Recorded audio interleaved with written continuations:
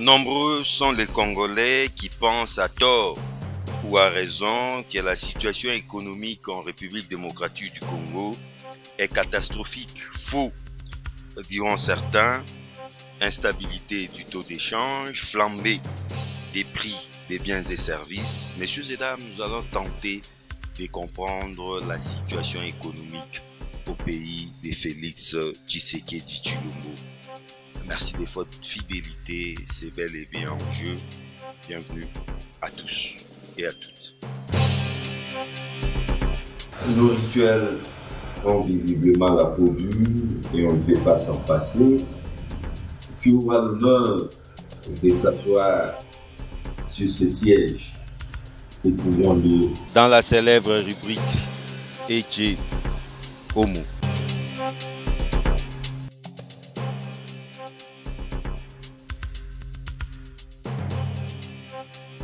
Mathieu Takizala. Mathieu Takizala est un entrepreneur congolais. Mathieu Takizala est le directeur général des Spécial Autogarage SAG en cycle.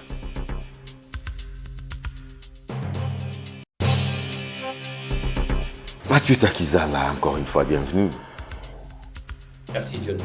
À toi, êtes-vous d'avis, je sais que beaucoup diront que la crise est internationale depuis la crise ukrainienne, mais pensez-vous que la situation économique actuellement en République démocratique du Congo est catastrophique? Bon, vous devez savoir que ce qui rend un peu les choses difficiles en République démocratique du Congo, c'est le volume de l'informel. L'informel est tellement très important et cela nécessite que du côté de le pouvoir public, de comprendre qu'il faut accompagner le petit secteur privé qu'on a en République démocratique du Congo. Ça veut dire que nous sommes dans un carrefour un peu suicidaire en République démocratique du Congo, de sorte que la plupart des échanges économiques se fait du côté de l'informel. Et c'est là, avec l'absence d'une production locale, et ça amplifie encore la chose. Vous savez qu'en 1970-80, le nombre des entreprises en République démocratique du Congo est supérieur au nombre des entreprises aujourd'hui qui sont dans le paysage économique congolais. Et la plupart des échanges, vous avez connu par exemple le faux d'avance, où le crédit était présent chez le consommateur et chez aussi les entreprises. Mais aujourd'hui, vous allez voir que le crédit est absent auprès des ménages et auprès aussi des consommateurs. Or, quand vous êtes dans l'informel d'abord, qui est la première opinion dans la consommation, et quand vous êtes encore dans le pic inflationniste, c'est-à-dire que l'inflation d'abord diminue la consommation. Au moment où la consommation congolaise est du côté de l'informel, c'est-à-dire que la formalité n'a pas de travail. Et c'est là que nous devons vraiment faire beaucoup d'attention. C'est pour ça que j'ai lancé un SOS auprès de l'actuel VPM de l'économie, cher Vital Kamerhe, qui est économiste de formation. Il doit maintenant travailler en synergie Avec qui? Nous, les entrepreneurs, avec le secteur marchand, le partenaire social. Parce que le pouvoir d'achat baisse en République démocratique du Congo, l'inflation galope. Et cela fait que le petit tissu économique que nous avons risque de disparaître. Il y a beaucoup de réformes à faire. Et pour que ces réformes puissent être réalisables, je demande au VPM de l'économie d'essayer d'écouter le patronat. Parce que les vrais projets réalistes dorment auprès des entreprises. Moi, je suis à la tête d'une entreprise. Si vous dites l'Italie des projets que SAG, Spécial Autogarage, en a, et ça peut être bénéfique pour la République démocratique du Congo. Et le moment inflationniste, vous avez vu que quand Covid-19 est arrivé, au niveau des économies majeures, on a créé par exemple le chômage partiel. On a créé par exemple les crédits à taux zéro pour les entreprises. On a créé par exemple les carnets de commandes étatiques pour que les entreprises puissent avoir le travail pour créer, soutenir l'économie. Donc au niveau de la République démocratique du Congo, 3% 3 quarts des entreprises n'ont pas de carnet de commandes, cher John Titendi. C'est-à-dire que le carnet de commandes étatique doit aider nous les entrepreneurs pour que nous puissions faire face avec ce qu'on appelle les variants inflationnistes. Et puis, il faut taper sur la Banque centrale. La Banque centrale a ce qu'on appelle le taux directeur. Le taux directeur, normalement dans la période de l'inflation, le taux directeur on doit monter le taux directeur pour permettre que l'argent. Or que nous sommes dans un pays où le pourcentage des gens qui ont un compte en banque est faible. Le mouvement d'échange ne se fait pas autour. Non, allons, Moulou. Là, il y a un sérieux problème avec les taux d'échange actuellement en RDC. Il y a une instabilité monétaire, si je peux me permettre. Comment l'expliquer? Bon, l'instabilité, parce que nous avons laissé plus de temps que l'informel puisse nous gouverner. Et nous n'avons pas une production locale. Ça veut dire que la monnaie locale s'appelle franc congolais. Le franc congolais. Le franc congolais devait avoir un socle. Le socle, ça devait être que les échanges qui se font en République démocratique du Congo tournent autour du franc congolais. Bon, ironie de l'histoire, c'est pas ce qui ça se passe essentiellement en dollars américains. Dans cette monnaie qui devait être une monnaie d'échange, une monnaie bancaire.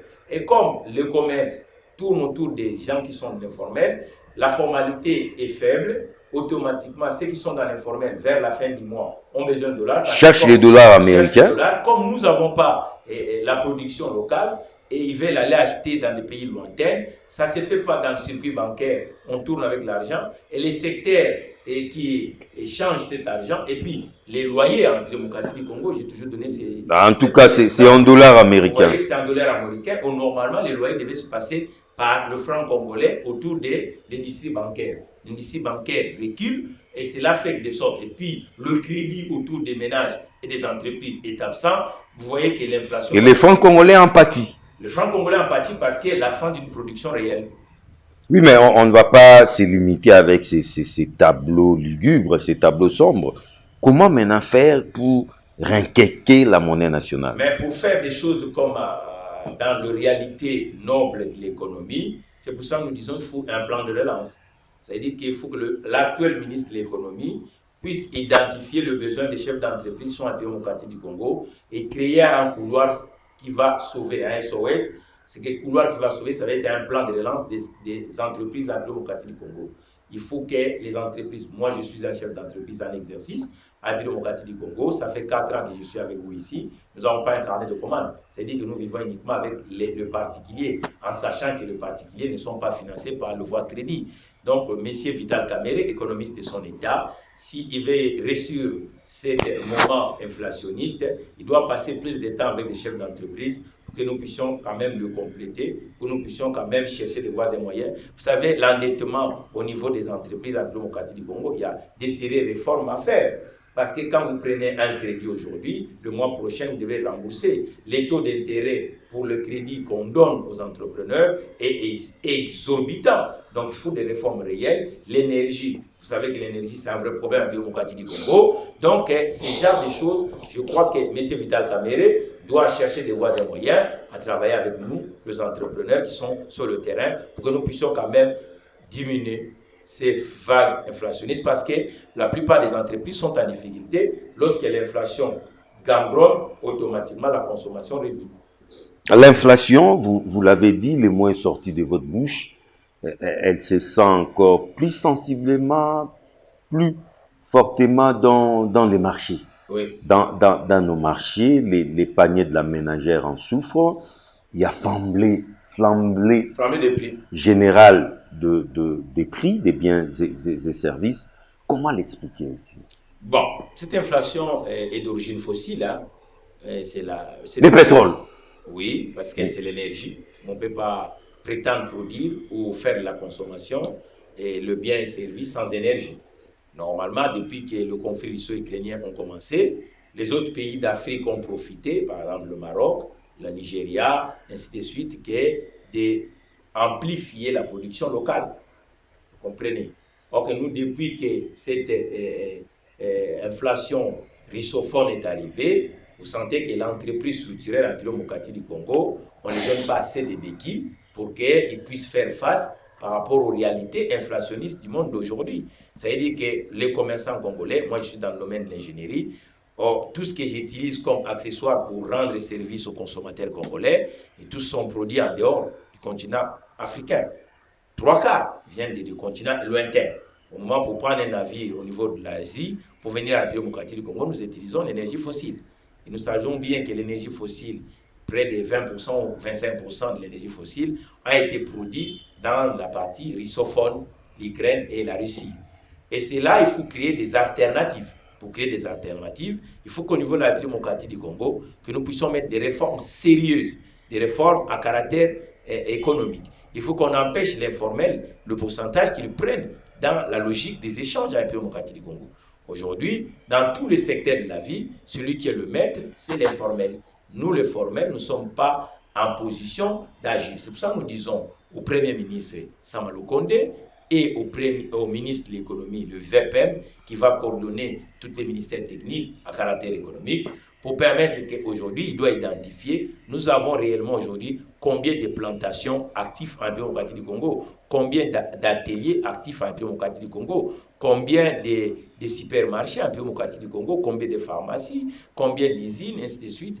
Et autour de cet existant-là, nous devons les encourager à le mouler, à mixer avec les entreprises portefeuille, parce qu'aujourd'hui, 3/4 des PME du secteur privé, nous n'avons pas de carnet de commande. Or, le carnet de commande, quand nos aînés comme les KTB Katoto, les Dokolo ont émergé parce qu'ils travaillaient en synergie avec les entreprises portefeuille. Aujourd'hui, 3/4 des entrepreneurs de bord privé, nous n'avons pas de contrat, et cela continue encore à amplifier les difficultés en démocratie du Congo. Mais Mathieu Takizala, j'ai l'impression à vous attendre que les pires restent à venir. Mais comment alors endiguer cette tendance haussière? Mais pour endiguer ça, je crois qu'aujourd'hui, en République démocratique du Congo, le premier acheteur, c'est l'État congolais parce qu'on a fragilisé les ménages. Les ménages premier acheteur, les premiers débiteurs. Le premier débiteur, le premier acheteur est l'État congolais. C'est comme à l'époque de la crise mondiale de 40-45. On a vu que le plan de relance Marshall a permis aux agents actifs, aux Européens surtout, aux Européens, les ménages et les entreprises à se relancer. Donc aujourd'hui, le peu de travail qui sont des entreprises d'État et les institutions doit élire domicile auprès des entreprises du secteur privé pour que le PME et les ETI de la démocratie du Congo puissent nous créer de la valeur sociale. Et puis il faut aussi des négociations avec des partenaires sociaux, les syndicats et les chefs d'entreprise. Nous entendons, puis ça fait presque près de 40 ans en démocratie du Congo, où les pouvoirs institutionnels ou exécutifs n'arrivent pas à travailler en synergie avec les partenaires sociaux. Et quand vous ne travaillez pas, et si vous ne prenez pas les difficultés qui sont auprès des partenaires sociaux, automatiquement, et c'est pour ça que vous voyez que les choses continuent comme d'habitude en démocratie, plein de chômeurs. Il faut qu'aujourd'hui nous puissions avoir un plan, par exemple, du chômage des jeunes en démocratie du Congo. Il faut qu'un chômage des cinquantenaires. Il y a des gens jusqu'à 50 ans en démocratie du Congo sans emploi. Nous, les chefs d'entreprise, sans crédit. Mais ils vont trouver de l'emploi à l'âge de la retraite, Mathieu Takizala. Mais c'est pour ça que nous disons que c'est pour travailler pendant combien d'années? Les politiques publiques doivent faire de sorte qu'on puisse un peu regarder et puis il faut redémarrer. On aime l'office des demandeurs d'emploi. Non, mais ça existe. Comment redémarrer alors que ça existe? Pour redémarrer, il faut que les statistiques d'ONEM soient sur l'espace public. Il faut que ONEM puisse un peu démouler les travailleurs congolais. Il faut que ONEM sache aussi le besoin des chefs d'entreprise qui sont aujourd'hui en démocratie du Congo. Il faut que l'industrie bancaire congolaise travaille aussi avec nous, les chefs d'entreprise. Parce que si l'industrie bancaire ne travaille pas en collaboration avec nos chefs d'entreprise, vous allez voir que les zones inflationnistes seront de plus en plus difficiles en démocratie du Congo. Mathieu Takizala, entrepreneur congolais, les tableaux n'est pas très brillant, ça c'est vrai. Mais parlons maintenant de l'entrepreneuriat congolais. Est-ce que l'entrepreneur congolais empathie? Y a-t-il un impact quelconque de cette situation sur l'entrepreneuriat? Oui, mais il y a un recul sur le chiffre d'affaires. Quand vous êtes dans des zones inflationnistes, les gens ne consomment plus comme avant. Ça veut dire qu'aujourd'hui, 3/4 des entreprises sont en difficulté. 3/4 des entreprises n'ont pas de carnet de commande. C'est pour ça, revenons dans l'époque des années 80, les années 70 ou 65, où les travailleurs qui étaient domiciliés auprès des entreprises de portefeuille et travaillaient, ils donnaient du travail aux entreprises privées. Aujourd'hui, les entreprises privées que nous sommes, nous n'avons pas de carnet de commande. Et une entreprise sans carnet de commande ne créa pas la valeur sociale. Conséquence, vous allez voir que l'informel va devenir maître. Et c'est ce qui se passe aujourd'hui en démocratie du Congo. 3/4 des échanges se fait du côté de l'informel au lieu de se faire du côté de la formalité de l'économie. Et quand les échanges se fait du côté de l'informel, automatiquement, les variants inflationnistes vont devenir règles des DG. C'est ce qui se passe Mais vous avez dit les grands problèmes aussi de cette inflation. La cause lointaine, si pas la cause directe, hein, c'est dû au pétrole. Mais la guerre ukrainienne, on croyait que ça allait être une guerre éclair, mais on a l'impression que ça prend du temps. On ne voit pas encore le bout du tunnel. Ça devait être une opportunité pour les citoyens congolais, parce que nous avons un pays avec plein de main-d'œuvre qui traînent, qui cherchent qu'est-ce qu'il faut faire. Mais ce que je dirais à mon compatriote, le président de la République, cher Félix Tshisekedi, son Excellence, le président de la République, et qu'il faut qu'il essaie un peu, moi j'ai écrit la semaine dernière pour que le président Tshisekedi puisse me réussir, parce que j'estime qu'en tant que chef d'entreprise, nous avons aussi des choses à proposer et à donner sur ceux qui nous dirigent, pour que l'entrepreneur retourne comme des années comme Kisombe, les Nguza Bonanza, les Fondji, les Dokolo, ainsi de suite. Ils ont joué un rôle. Et aujourd'hui, par exemple, la République française, et au niveau de l'échange économique, le groupe Evelmash, avec son PDG, est le premier l'homme puissant économiquement au monde, qui dépasse même les Américains. Au moment qu'on a été, le magazine prestigieux comme Forbes a cité toujours dans le récit économique les hommes d'affaires.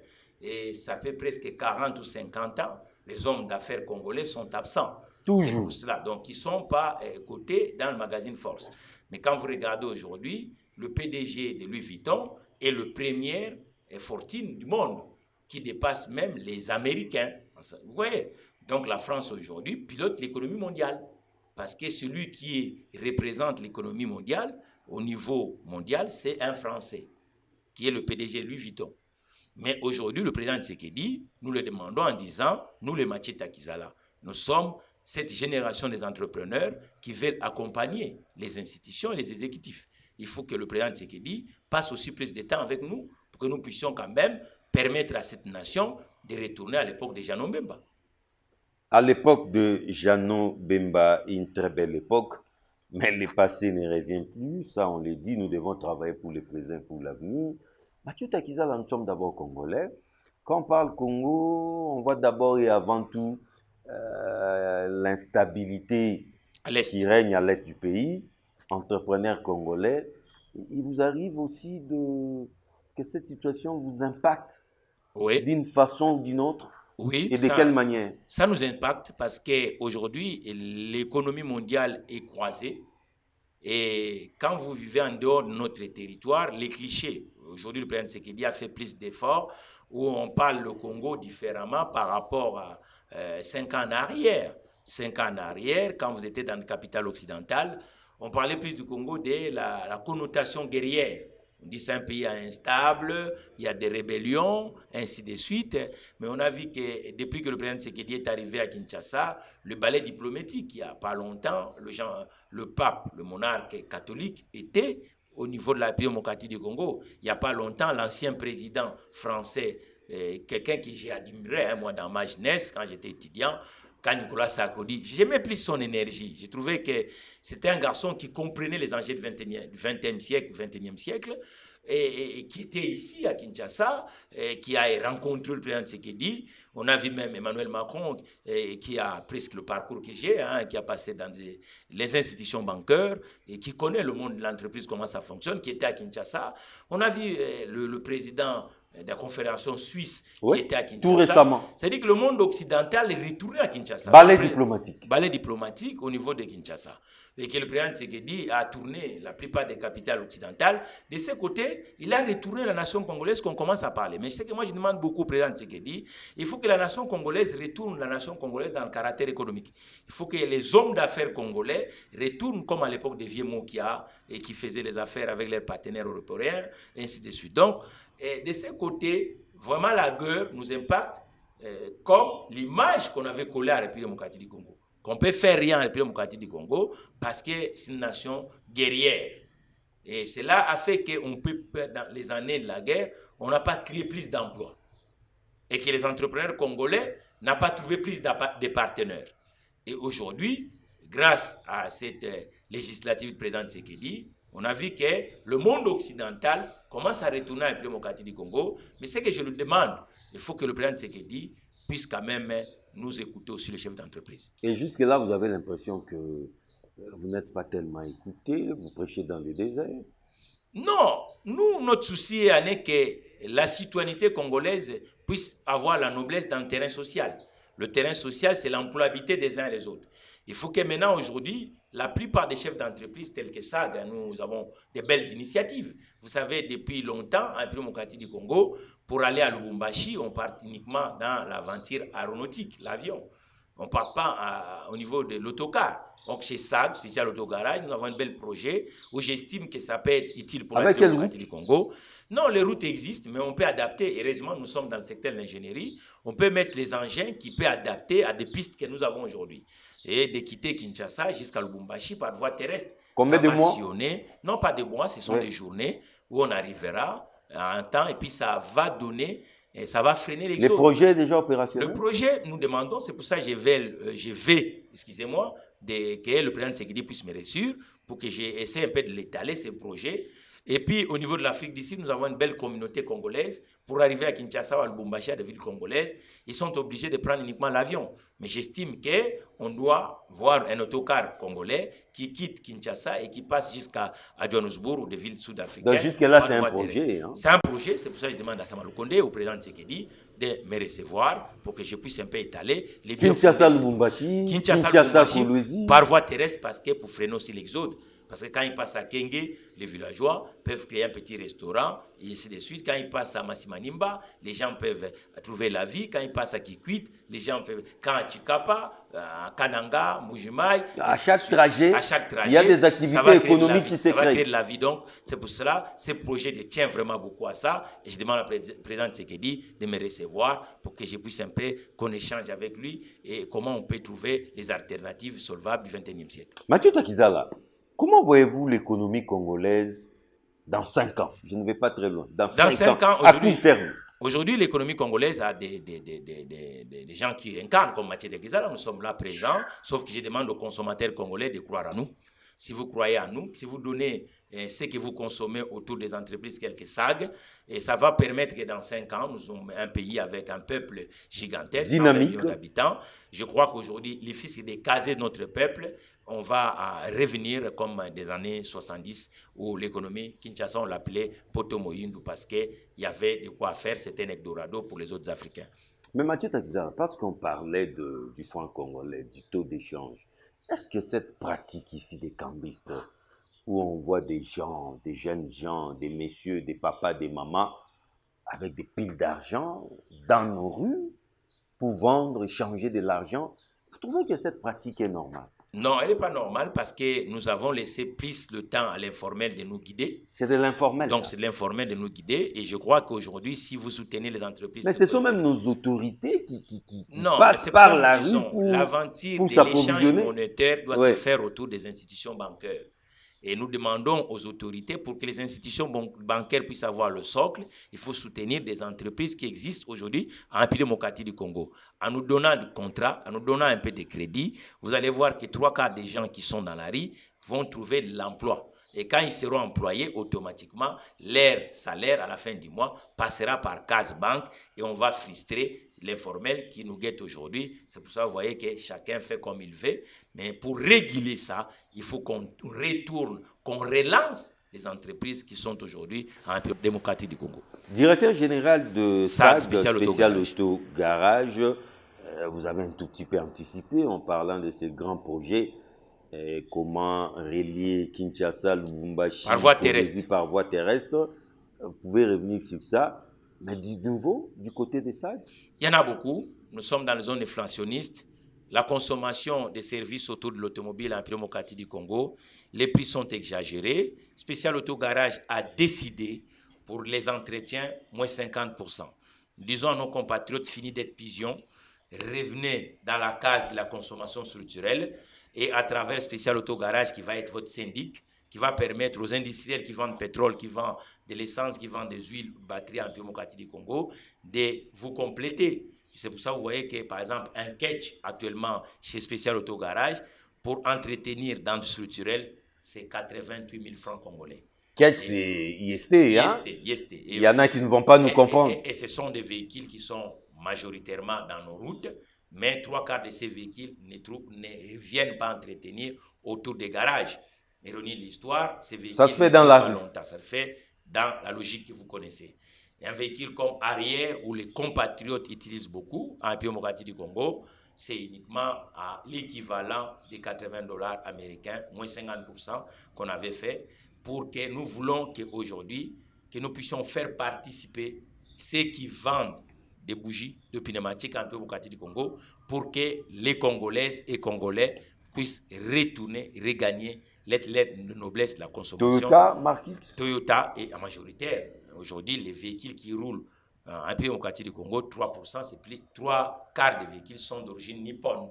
C'est pour ça qu'on a dit que les Nippons, les Japonais, il faut 50% chez Special Auto Garage. Un autre offre qui est chez Special Auto Garage actuellement chez John Titende, tout véhicule confondu, parce que nous sommes un garagiste multimarque, vous achetez uniquement une pièce de rechange, la partie qu'on appelle MO, MEDEVRE, n'existe plus. Ah bon? Donc, n'existe plus parce que nous tenons compte de cette manque, l'absence de pouvoir d'achat chez les Congolais, et une entreprise citoyenne comme Special Auto Garage doit contribuer à l'effort inflationniste qui existe aujourd'hui dans le marché congolais. Donc, Special Auto Garage est aux côtés des Congolais. Oui. Mais de quoi souffre Special Auto Garage aujourd'hui? C'est que Special Auto souffre d'aujourd'hui l'absence de contrat, l'absence de crédit.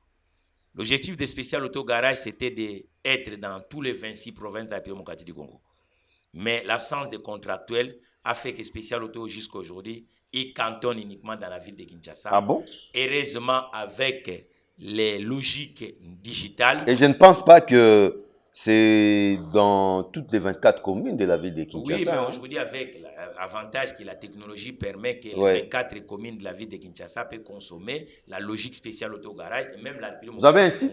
Nous avons un site internet, sagkin.com, ou tout congolais ou .net. Il y a 3 sites même avec spécial autogarage.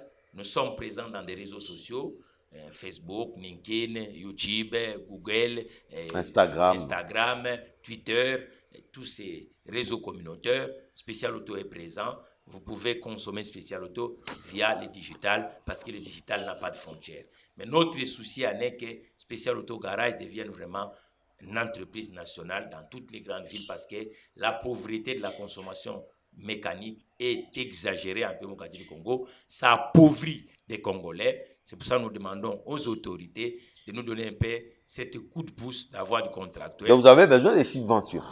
Non, mais l'entreprise fonctionne. Les revenus principaux d'une entreprise, c'est les contrats structurels.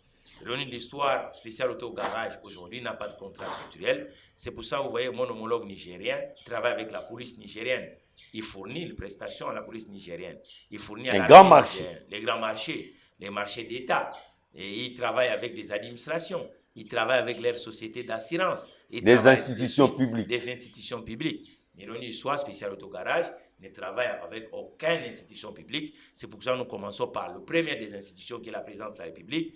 Au président Tshisekedi, de regarder un peu cette difficulté que Special Auto en a. Et puis au Premier ministre, il a un charroi. Et puis au président de l'Assemblée nationale, le cher Mbosso. Et au président du Sénat, notre confrère économiste, cher Bayachi Lukwebo, s'il peut nous permettre aussi que Special Auto Garage puisse jouer son rôle comme une entreprise citoyenne à la République démocratique du Congo, et puis aux chers députés et aux sénateurs de nous donner quand même le peu de travail structurel pour que nous puissions, et puis aux entreprises d'État, de portefeuille, c'est là où on s'adresse au ministre qui est en charge de portefeuille, cher Adèle, qu'on appelle princesse des Congolais. Si aujourd'hui il peut être aussi princesse des entrepreneurs congolais que nous sommes, ça sera quelque chose un peu utile dans des zones inflationnistes que nous connaissons aujourd'hui en Pays Congo.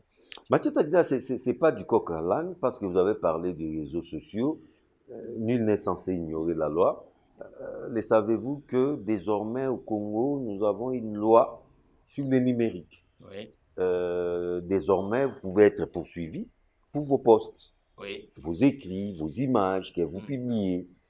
Pensez-vous qu'il était vraiment temps pour qu'on mette de l'ordre l'espace public dans ces secteurs? L'espace public doit être régulé, cher John Titende. Vous devez savoir que dans l'espace public, on n'agit pas comme si vous êtes dans l'espace privé.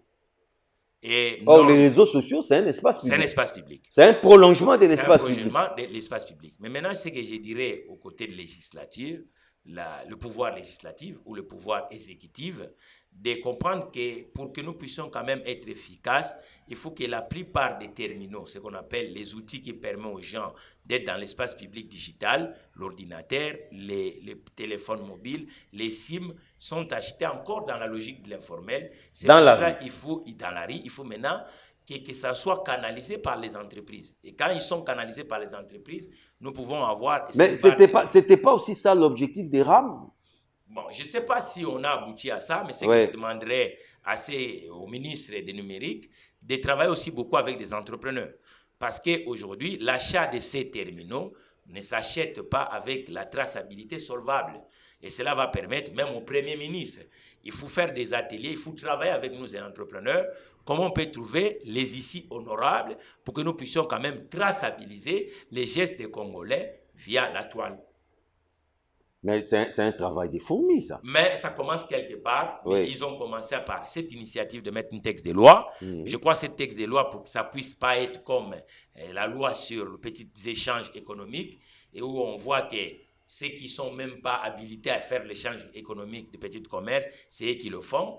Il faut maintenant, cette fois-ci, nous tirons des conséquences. Mais pour tirer des conséquences, il faut que nous puissions verrouiller. C'est comme dans l'automobile. Et on ne crée pas plus d'emplois dans le secteur de l'automobile. Pourquoi? On a donné plus de couloirs dans l'informel. Et pendant ce temps, vous voyez que même les impôts qui devaient être collectés du secteur de l'informel, du secteur de l'automobile, nous n'arrivons pas à collecter parce que les entrepreneurs du côté de l'automobile ne sont pas associés et on n'essaye pas de donner de travail. Et ironie de l'histoire, ce sont de l'informel qui vend le véhicule aujourd'hui, 3/4 en République démocratique du Congo. Mathieu Taxida, quelque part, vous êtes aussi politique. Oui. Nous sommes à 8 mois des élections. Quelques opposants se sont donné rendez-vous à Lubumbashi pour s'organiser. Vous avez l'impression que c'est du déjà vu, c'est quelque chose qu'on a déjà entendu, et faites-vous confiance en cette opposition. Chez John Titende, la politique est dynamique, la politique, ce sont des réalités du moment. On ne peut pas empêcher les gens de se réunir, de s'organiser. Mais ce que je demanderais à tous les compatriotes qui se sont réunis la dernière fois dans la ville, la deuxième ville congolaise, qui a toujours été depuis même la capitale du coup. La capitale économique, parce que ça symbolise le mouvement économique à travers les métaux. Je dirais à mes compatriotes qu'ils doivent passer aussi le temps beaucoup avec nos réalités. Nos réalités aujourd'hui, c'est l'absence de l'emploi. Nos réalités aujourd'hui, c'est l'entreprise congolaise qui bat l'échelle. Il faut que ces politiques travaillent aussi beaucoup en synergie avec nous, les entrepreneurs. Cette histoire politique, la politique, c'est la façon de faire. Et la politique est sectorielle. La politique ne peut pas être réservée par l'achat des militants politiques.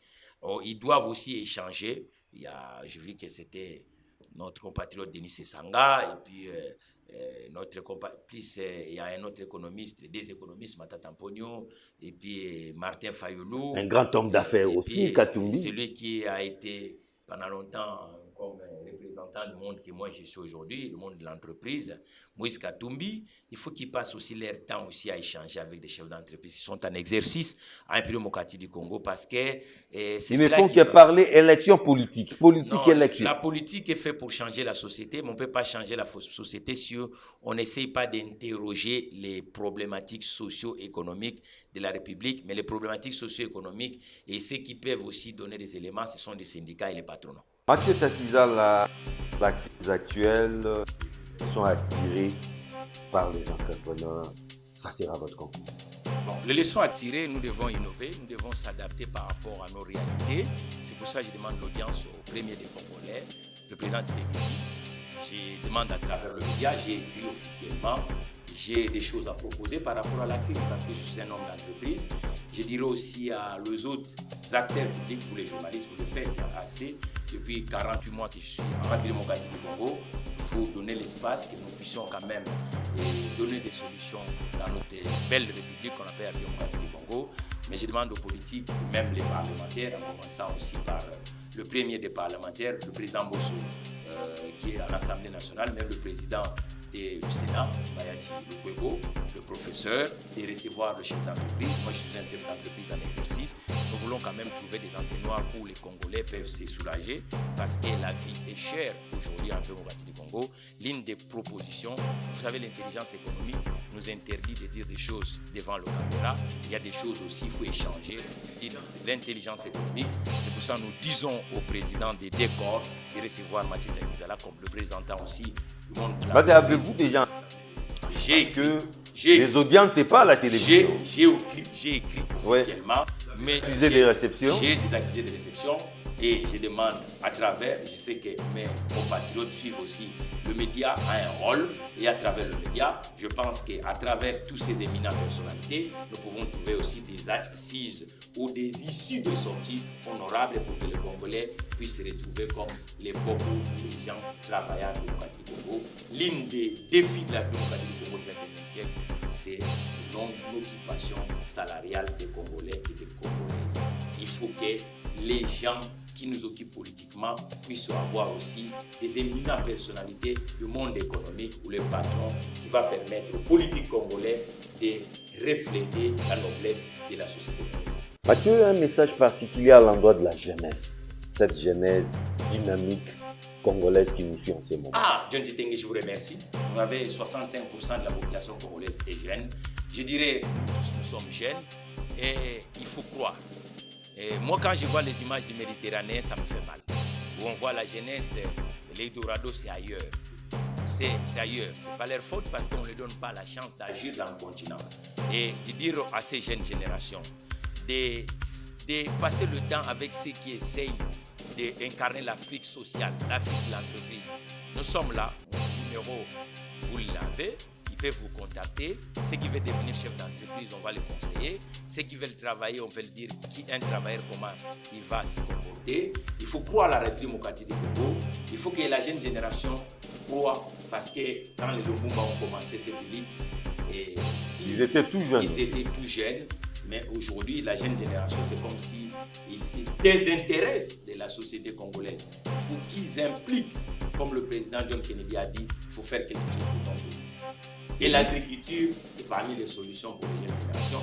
Dernière proposition de Mathieu Takizala, qu'on donne des terres aux entreprises qui sont domiciliées à la démocratie du Congo pour qu'on occupe la jeune génération qui sont aujourd'hui. Parce qu'à travers le travail, on peut honorer la démocratie du Congo. Mathieu Takizala, je ne peux pas te dire non plus. Voilà. On prendre rendez-vous prochainement. Mais pour le moment, je vous dis au revoir et à très bientôt. Je vous remercie. Vous savez, le plaisir est partagé. Continuez de ce que vous êtes en train de faire. Un homme, ce qui était-il à lui de faire quelque chose pour son pays. Ce que vous êtes en train de faire, nous tous, nous sommes uniquement les serviteurs de cette nation qui nous a vu naître. Serviteurs de la République. Merci beaucoup. Les grands enjeux en République démocratique du Congo, on ne se lassera jamais de les dire. Ils sont d'abord et avant tout d'ordre économique. Je crois que mon invité en a parlé avec brio. Moi, mon bonheur, comme toujours, est de vous retrouver dans une nouvelle édition des enjeux avec les mêmes et réels plaisirs. Au revoir.